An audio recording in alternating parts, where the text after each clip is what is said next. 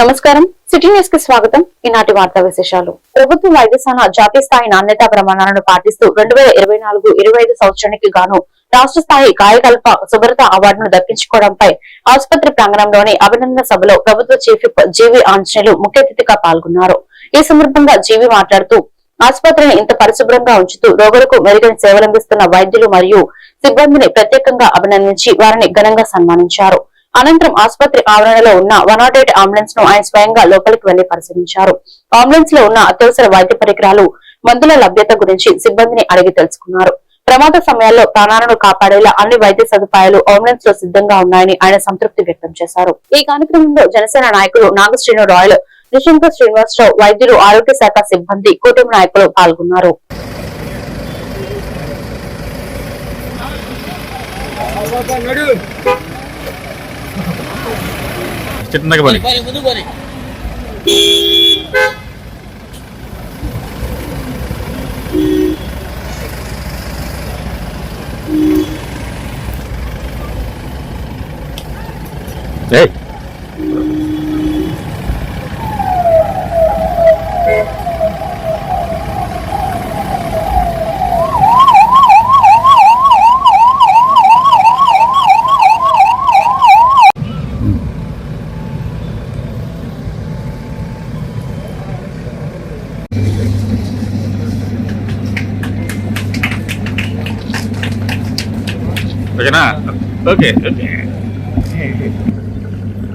మన స్టాఫ్ కూడా అందరికి సాల్వ్ తెచ్చారు. ఉండండి, అందరూ ఉండండి. అందరికి శిరసత్కారం ఉంది. మనందరికి అందరిని కవర్ చేయండి. డౌన్ చేసుకోవచ్చు.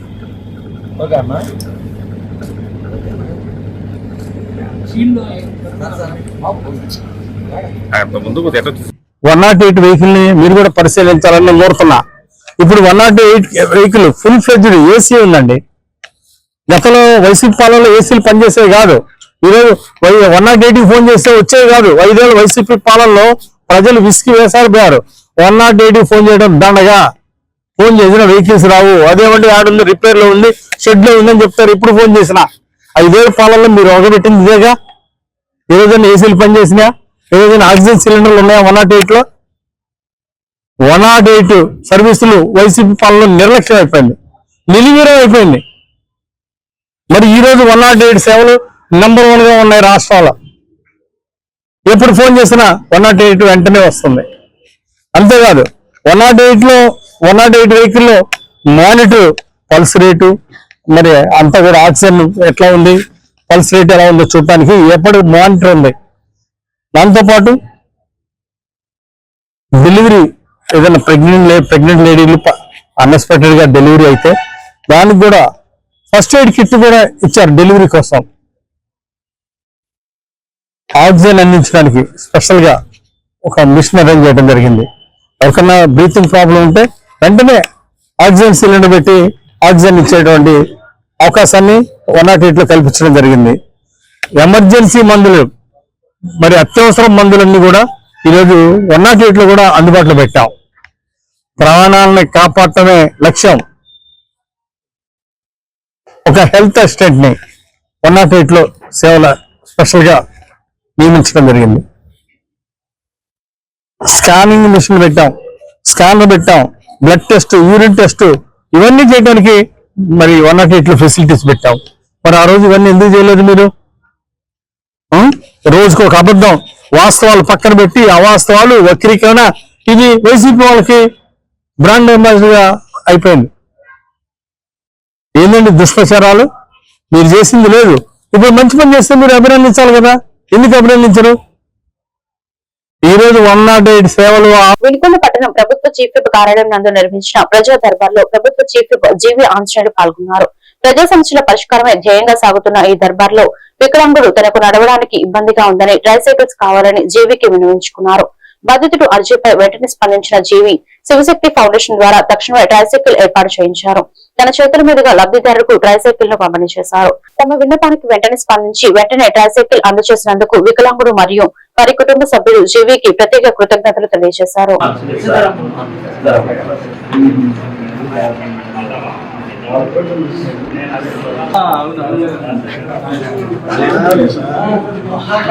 వెంకటేశ్వర గుడి కావాలా?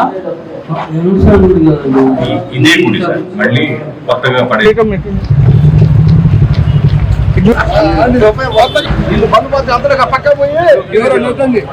రొంపిచెర్ల మండలంలో విజిలెన్స్ అధికారులు మెరుపు దాడి నిర్వహించారు. అక్రమంగా తరలిస్తున్న 50 బస్తాల రేషన్ బియ్యాన్ని పట్టుకున్నారు.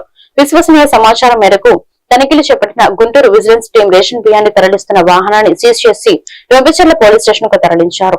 విజిలెన్స్ టీం వరుస దాడులతో రొంపిచెర్ల మండలం రేషన్ మాఫియాలో కలకలం రేగింది.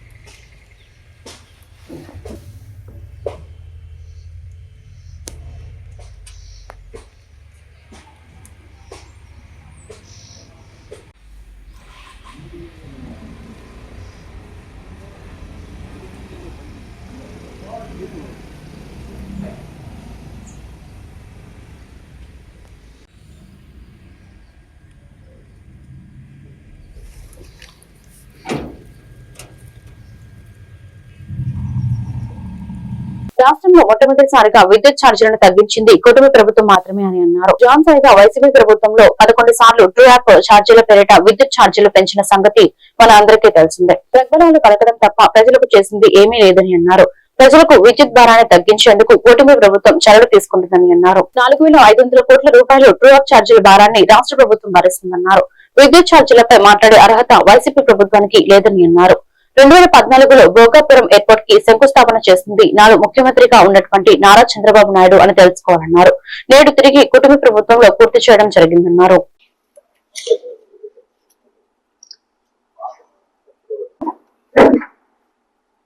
రాష్ట్రంలో మొట్టమొదటిసారిగా నాకు ఊహదీసిన తర్వాత, మీ అందరికీ ఊహదీసిన తర్వాత విద్యుత్ ఛార్జీలు పెరగడం తీసేసి తగ్గించడం అనేది ఈ కూటమి ప్రభుత్వంలో మనం అందరం చూసాం.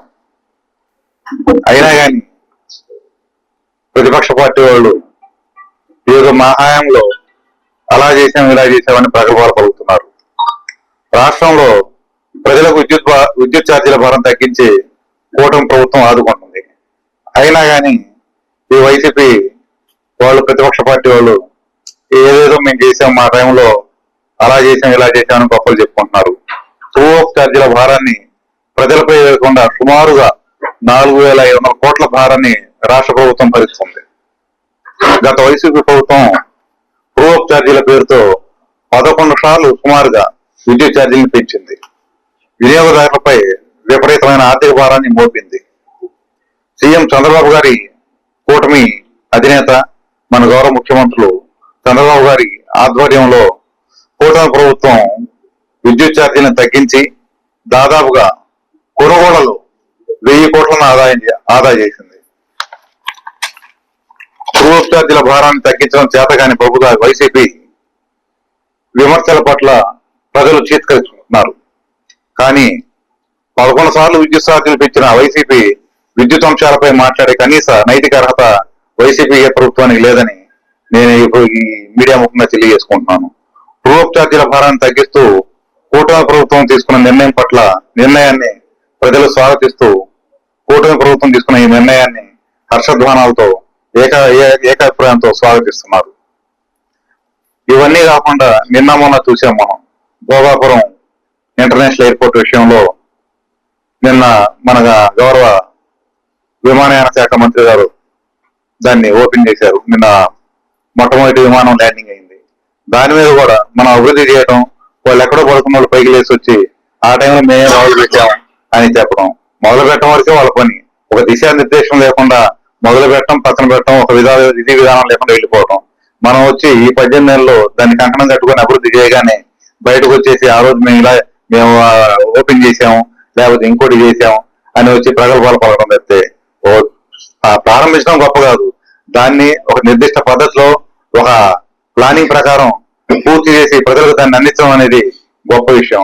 కాబట్టి సోదరులారా, ఇప్పుడు వైసీపీ వాళ్ళు పల్లెలు దేశానికి పట్టుకొమ్మాలని, పల్లెలు అభివృద్ధి చెందుతూనే తద్వారా రాష్ట్రం, తద్వారా దేశం అభివృద్ధి చెందుతుందని ఎమ్మెల్యే చంద్రవాడ అరవింద్ బాబు తెలిపారు.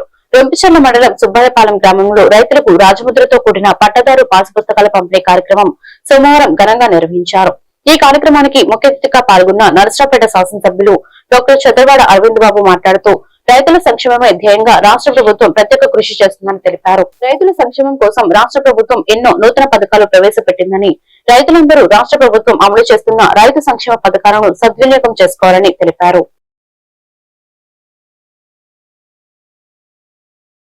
కార్యక్రమం యొక్క వివరాలు గ్రామ సభల ద్వారా తెలియజేయాలనే ఉద్దేశంతో ఈ యొక్క కార్యక్రమాన్ని నిర్వహించడం జరిగింది.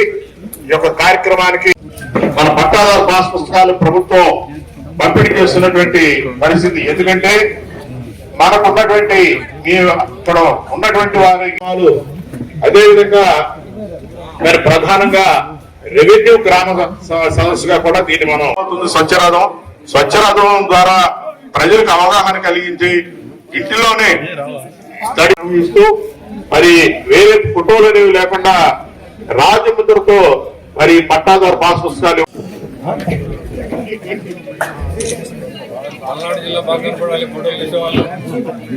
రెడీ సార్, స్మైల్ సార్, ఒకసారి స్మైల్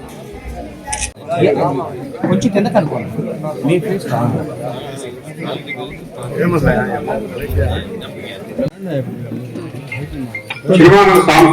సార్ ఒకసారి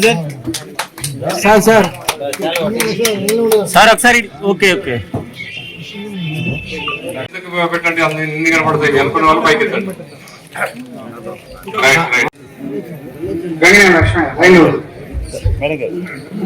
మేడం గారు ఒకసారి సార్ అందరూ